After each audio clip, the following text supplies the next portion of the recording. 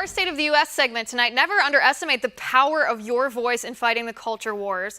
Conservatives may not be used to winning in the politically correct trenches, but thanks to President Trump and football fans across the nation, NFL players may now be standing for the national anthem.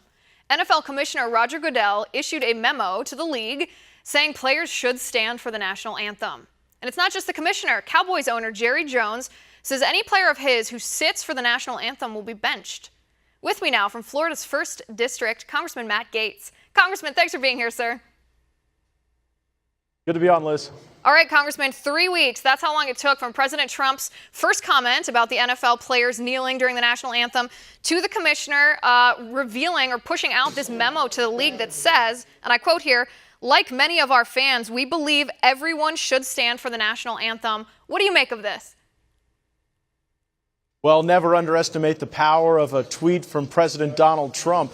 I think it's important that everyday Americans really expressed their displeasure with this protest that was so overgeneralized. How about instead of taking a knee, NFL players who have ideas about justice reform or equality take a stand and actually present solutions or ideas to be able to solve problems? You know, for those who are taking a knee, I would offer that they could come with me any day when I'm at Walter Reed Hospital visiting my constituents who've fought honorably and bravely in our armed services and are now hoping one day for the chance to stand again for our national anthem. So I just think that kneeling when our flag is displayed, when our anthem is played, it's overgeneralized and it's unpatriotic. Right, and I would also extend the offer. I've done this before, but any player, any NFL player who's knelt for the national anthem is welcome anytime on this show. We'll talk about police brutality, kneeling for the anthem, patriotism, whatever issue you want to talk about, you're welcome on this show. But Congressman, how important is it for the president or for elected officials such as yourself to enter these culture wars? So often I feel like it's left to activists. Our elected officials talk about just policy, just legislation in Washington, but this proves, I think, how important that is. Well, you're absolutely right. One thing I did to stand up against this overgeneralized, unpatriotic protest is that I went and filed legislation to end the special treatment that the NFL and other pro sports leagues get in our tax code. The NFL league office could choose any day not to pay their taxes. And that is a benefit that is not afforded to the everyday small businesses and regular folks in my district. So if we're going to get to the business of ironing out the loopholes and carve-outs in our tax code in the coming weeks, I think a great place to start is by ending the special treatment that the NFL and other pro sports leagues get in our tax code. Right, and clarify that, if you would, for our viewers, because I think the liberal response, your piece of legislation is getting quite a bit of attention on social media, but the liberal response is that the NFL dropped their tax-exempt status in 2015. So what kind of special carve-outs are they getting right now?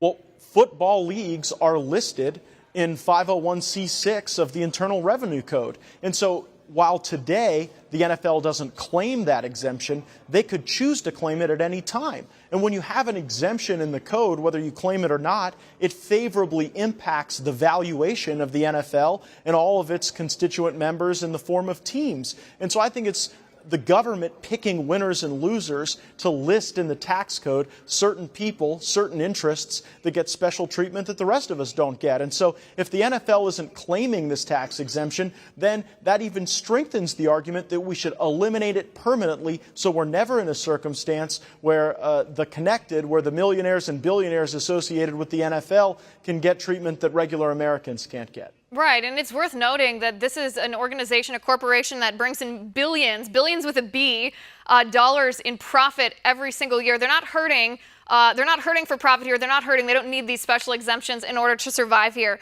Congressman, let me ask you about this. So the Dallas Cowboys owner, Jerry Jones, says that any of his players who kneel for the national anthem, who refuse to stand, will be benched. This was what we were calling for. We, the people, were calling for all along. We weren't even calling for the president to get involved. We wanted the owners to take some responsibility for their employees.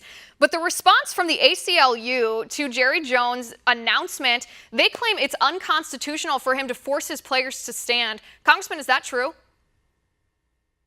That's absolutely false, Liz. You and I are both big supporters of the First Amendment. People have the right to express themselves, but they should do it on their own time and on their own dime. One of my employees can't just walk into our congressional office and spew any view at any person that walks through the door. With any employment, there have to be protocols and standards, and I think that having standards that promote patriotism in the workplace actually make our country stronger. And so I applaud all of those owners who want to take a stand for our country, who want to respect our flag and our anthem and our institutions.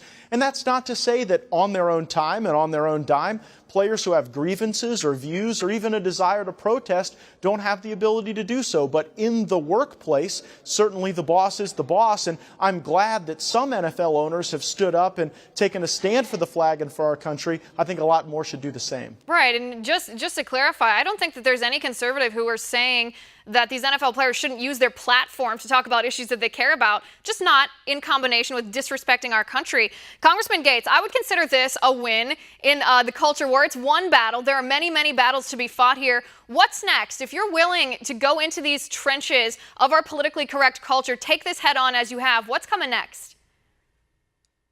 Oh, Liz, what a great question. I think that there is a culture of political correctness that really constrains our ability to address problems. And I think that in the immigration space, we see that play out most frequently. Those who believe that we should have rule of law, that we should enforce the law, are all of a sudden deemed racist. And that's crazy. We just want an America that works for Americans, that works for those who want to come here, but where the law is actually followed. And so if we're going to sort of take up arms against political correctness, I think the next battle in that culture war will be immigration policies that the president is fighting for, that I'm fighting for, that reinforce the rule of law and get us away from a system where we draw people across our borders illegally that we cannot afford with a country $20 trillion in debt. Right, and I think President Trump called that on the campaign trail a great big door in the great big wall and a rule of law here in America. Congressman Gaetz, thanks for coming on the show, sir. I appreciate it.